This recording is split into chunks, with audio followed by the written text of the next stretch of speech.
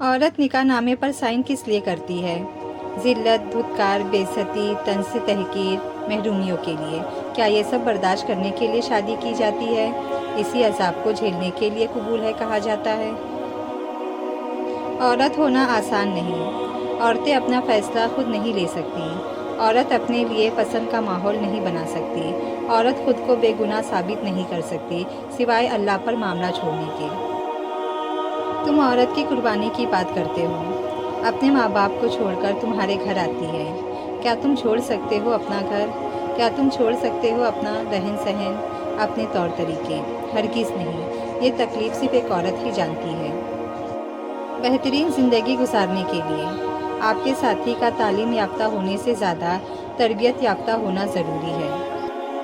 جیسے مرد کو زبان دراز بیوی نہیں پسند، بالکل ویسے ہی عورت کو بلند آواز بے عزتی کرنے والا مرد نہیں پسند، مگر وہ سہتی ہے اس لیے نہیں کہ وہ عورت ہے، بلکہ اس لیے کہ وہ ایک بیٹی بھی ہے۔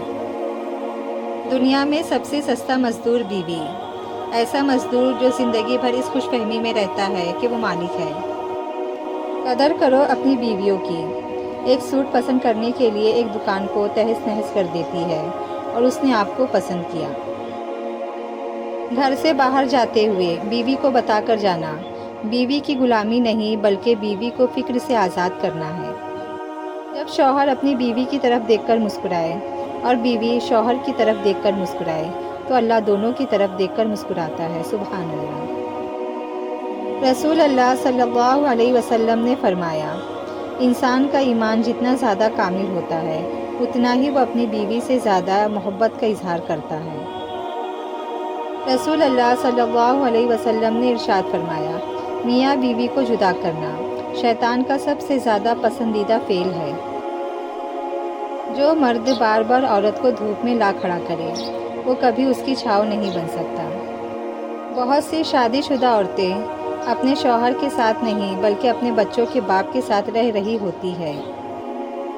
بعض دفعہ اچھے طریقے سے الگ ہو جانا تکلیف دہ تعلق برقرار رکھنے سے بہتر ہے۔ اگر تمہیں اپنا ہمسفر چننے کا موقع ملے تو کسی عزت دینے والے کو چننا، نہ کہ خوبصورت جانور کو۔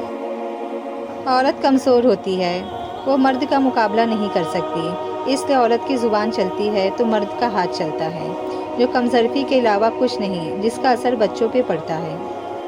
قیامت والے دن صرف بیویوں کی نافرمانیوں کا ہی حساب نہیں ہوگا، بلکہ شوہر کی بد کلامی اور ہر ظلم و زیادتی کا بھی حساب ہوگا۔